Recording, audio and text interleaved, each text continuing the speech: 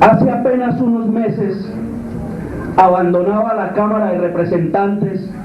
no por voluntad propia, sino como retaliación por parte de políticos que yo he llamado postizos, marrulleros y corrompidos, con los cuales no compartía criterios, procedimientos ni actitudes. Y hace apenas 29 días, gentes de importancia suma en la capital de la República testimoniaban en el Hotel Bacatá respaldo a nuestra causa por considerarla como la mejor alternativa en este momento histórico. Y aquí, hoy como ayer, nos encontramos reunidos para formalizar la estructura administrativa del movimiento ecoliberalismo que nos honramos en presidir. ¿Y por qué un hombre de formación provinciana, de extracción eminentemente popular, sin bienes de fortuna suficientes, carentes de apellidos con abolengo y descendencia y vocación hereditaria al ejercicio del poder político, sin más bagaje que aquel extraído desde la misma infancia con gran riqueza espiritual, aquilatado en mi época estudiantil por la recepción de conocimientos provenientes de la sabiduría de los grandes catedráticos, que los hay tantos y tan brillantes en este país, y no menos cierto sería decir que por el contacto directo con una generación de hombres de excepcional inteligencia y brillo, rectos, recios y fieles en sus conductas y en sus afectos por este gran país, que lo fue siempre el de nuestros mayores, casi todos ellos inclinados a la izquierda democrática. ¿Por qué un hombre de provincia en estas específicas circunstancias que han rodeado mi carrera política logra en un determinado contexto empezar a aglutinar a una fuerza deliberante dentro del partido político más popular con respecto a los partidos políticos que operan en Colombia y logra cohesionar voluntades de los liberales y conservadores de ayer, de los independientes de hoy y de mañana, dentro de un movimiento político bajo el lema de ecoliberalismo? ¿Por qué ese fenómeno ya desacostumbrado dejan y disfrutan el poder? Comencemos a presentar soberbios espectáculos, no solo aquí en la capital de la República, sino en las veredas, en los pueblos, en los municipios y en los departamentos del país. Pues racionalmente lo explica el hecho de que estamos interpretando las angustias y los anhelos reprimidos de la gente sin influencias políticas, y que ante todo nos han venido acompañando y nos van a acompañar en este movimiento político que busca primeramente contribuir a la eficiencia, a la ciencia y a la organización del liberalismo para lograr a través de él la redención de la sociedad colombiana. Lo explica el hecho de que carecemos de nexos con el clientelismo político y que ante todo somos un movimiento de conciencias que, pasado por la cosa electoral, a la cual consideramos como la única insustituible herramienta válida para la conquista del poder, vamos más hondo y penetramos en el mismo núcleo de la problemática social, que no es otra que la de la redistribución de la riqueza y la del implantamiento de un verdadero Estado de Derecho sobre el presupuesto infranqueable de la práctica cierta de la justicia social. Eso nos da la medida y la seguridad de que estamos recorriendo el camino que quedó señalado e iluminado con la sangre de centenares de víctimas inocentes que han enlutado y que aún enlutan el altar de la patria. Y todo ese recorrido intenso y ese sacrificio diario de todas las horas que significa el quehacer permanente de este movimiento es lo que aportamos a Santa Fe de Bogotá y lo que ofrecemos en este acto al país entero.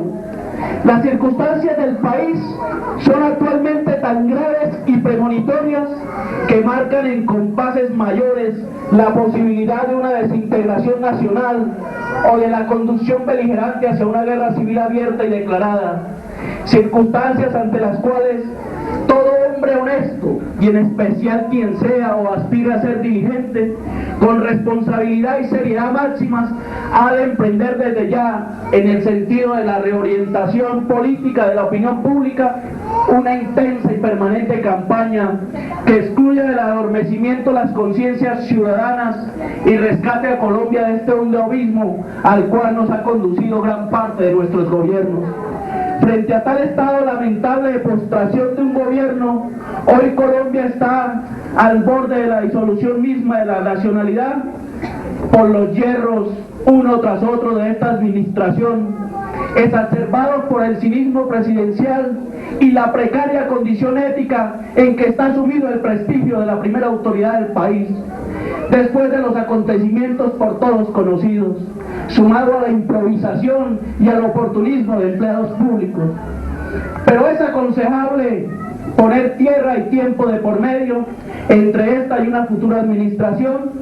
de ahí que afanosamente y para salvar los últimos vestigios de la patria y para reconstruirla con los fragmentos que aún no han logrado pulverizar esta administración, el coliberalismo está buscando un verdadero cambio.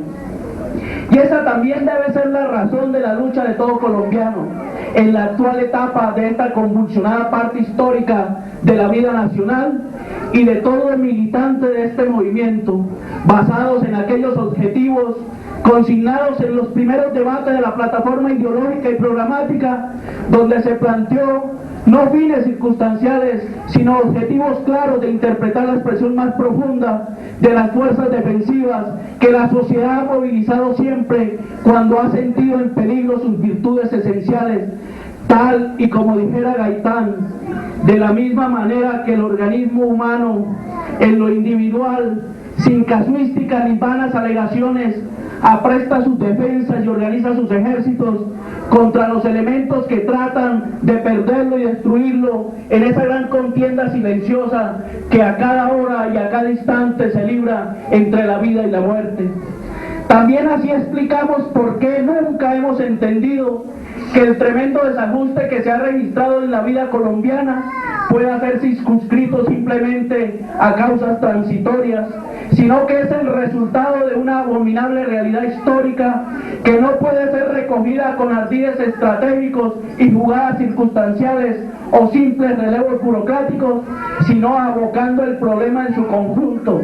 con un cambio en la actitud que cobije no solo al gobernado, sino al gobernante, mediante la creación y la preparación de un clima distinto a toda esa cosa tortuosa que ha impuesto en su improvisación este gobierno. Por eso, el gran objetivo del movimiento debe ser ante todo el problema de la moral. Por eso hemos enarbolado la vieja y siempre nueva bandera de Luis Carlos Galán. Y ahí hemos encontrado eco y seguimiento popular,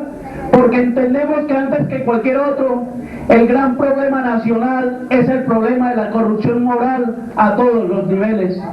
Nosotros creemos que si el clima y el medio social no son aptos y estimulantes para formar la voluntad tenaz e indomable, para dignificar el trabajo del ser humano, no solo en los mercados del salario mínimo,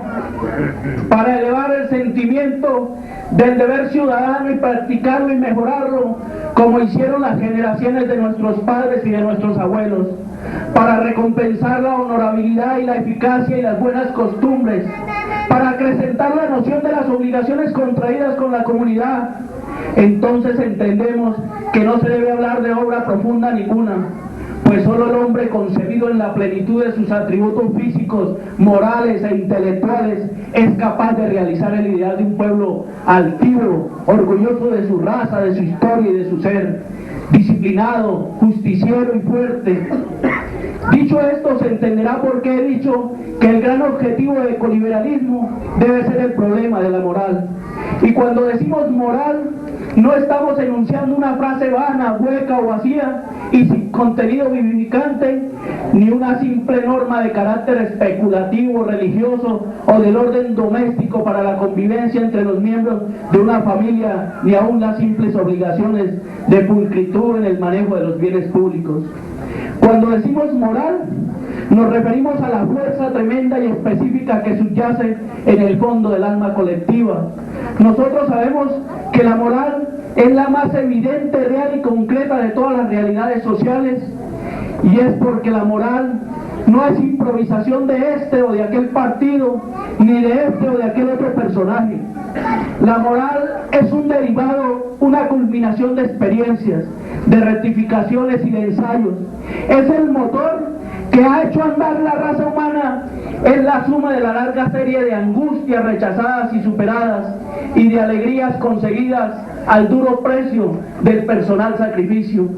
Es aquel logro sagrado que recogen los pueblos en la intensidad de un largo proceso cuando arriban a la construcción de la norma de la conducta. Es el método de hombres que viven en el común sobre la base de limitar sus designios y sus personales ambiciones, de conservar sus derechos y de mejorarlos permanentemente, de impedir los abusos de los más fuertes sobre los más débiles, de sacrificar la verdad y desarrollar el trabajo en una escala ascendente, de compensaciones merecidas. Cuando esas normas se quebrantan, se recortan o se conculcan, entonces se produce inevitablemente como consecuencia inexorable la anarquía y el caos social, traducido en terrorismo y en negación evidentes de todos los valores y el relajamiento de todas las costumbres. Por eso, el movimiento ecoliberalismo es un movimiento político, pero ante todo de moralidad. Y por eso también he dicho aquí y en todas partes que somos un movimiento de conciencias y no esperamos que los hombres que tienen de la política una concepción particular y personalista, de apetitos inconfesables, que gozan de la sensualidad del mando por el mando mismo o del poder político para acrecentar su poder económico y a su vez convertir ese poder económico en mayores ventajas. Básteme recordar el caso de las grandes épocas de la civilización humana para descubrir que el término y finalización siempre fueron señaladas por el quebrantamiento de las normas de la moral. Lo mismo en la agonía de la grandiosidad de la civilización egipcia que en las postrimerías del colosal imperio romano. Lo mismo en la decadencia del Renacimiento que en la época de la desaparición de las monarquías absolutas. A los hombres de esta generación nos ha correspondido el doloroso privilegio de asistir a la transformación de uno de los periodos más álgidos de la civilización humana. Y es doloroso porque la crueldad y la violencia que son propios de esas transformaciones martirizan y desangran a la parte de la humanidad que las padece. Pero es privilegio porque con fe inquebrantable y actuando en un destino mejor, nos es dable convertirnos en el eslabón que vincule las buenas cosas ganadas en el pasado con las ventajas que el futuro trae a la humanidad. Y por eso, hoy 8 de marzo, encontrándonos a un año de elecciones, hemos querido convocar a un buen grupo de amigos para que continuemos construyendo el ecoliberalismo. ¿Y qué vamos a hacer? Vamos a atender al ser humano. Vamos a hablar del hombre que necesita techo, que necesita agua, que necesita trabajar para tener una vida digna. Vamos a hablar del niño que necesita conocimiento para la vida, que necesita uniforme, que necesita lápiz, que necesita que le respetemos sus derechos. Vamos a hablar de la mujer y de una vez por todas acabar con tanta desigualdad. Vamos a hablar de los ancianos que han dedicado su vida a construir patria y que requieren que en el ocaso de su vida, nosotros que fuimos su futuro, aprovechemos su experiencia. Vamos a hablar de defender la vida y de respetar la naturaleza. Vamos a hablar de la ecología, de las relaciones que mantienen los seres racionales con los demás organismos vivos, con el ecosistema integrado por los reinos tradicionales de la naturaleza, del reino animal, vegetal y mineral. Del ecosistema también forman parte el aire, las aguas marítimas y fluviales y las riquezas que contienen, así como las que se encuentran en el suelo y en el subsuelo precisamente. Este es el conglomerado de valores que la ecología busca conservar, mejorar y aprovechar, regulando la conducta humana a través de disposiciones legales aplicadas por las autoridades legítimamente constituidas. Vamos a hablar del país, de independencia, de soberanía, de un nuevo contrato social del que hablara Rousseau. Vamos a hablar de comisiones de futuro para diagnosticarlo. Vamos a hablar de un estado previsor que prevea, que planifique, que mire la tasa de crecimiento en todos los aspectos. Vamos a hablar de una ciudad sin metro, con huecos educados y sin cultura. Vamos a hablar de un sentido de pertenencia y sin ningún grado de compromiso por parte de sus habitantes. Vamos a hablar de una agenda legislativa que nos comprometa a todos, de defender a las juntas de acción comunal, de defender en la legislación a la SAL, de hablar del Consejo, de hablar del Congreso de la República con temas como los microcréditos, la universidad pública nocturna, el hospital geriátrico para Bogotá. En fin, que Bogotá tenga un verdadero representante para defenderlo en todos los aspectos. ¿Y cuál va a ser nuestra campaña? Nuestra campaña va a ser la de ir a la casa de cada ser humano, la de ir a cada sitio, de hablar y de conversar, ir a los foros, ir a las conferencias, a las universidades, a las tiendas, a los talleres, en fin, a cada sitio donde se desarrolla la actividad humana. Pero para lograrlo anteriormente planteado, se requiere organización, lucha, constancia, y para ello nos hemos reunido esta tarde histórica para hablar de la organización administrativa y no de lanzamientos políticos, para hablar de la organización política y no de aspiraciones personales,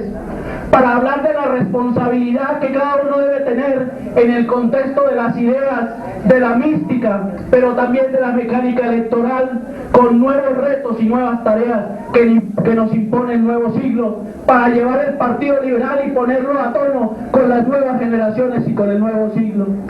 Para terminar, quiero decir una parte de una poesía que resume mi actuar político. Cuando todo sea, solo quiero que alguien me recuerde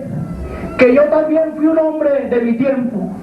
que al fuego puse mi corazón, el único que tuve, que dudé, que confié, que tuve miedo, pero que defendí mi sueño como pude. Los invito a que defendamos este sueño y nos vemos el día de la victoria final. Muchas gracias.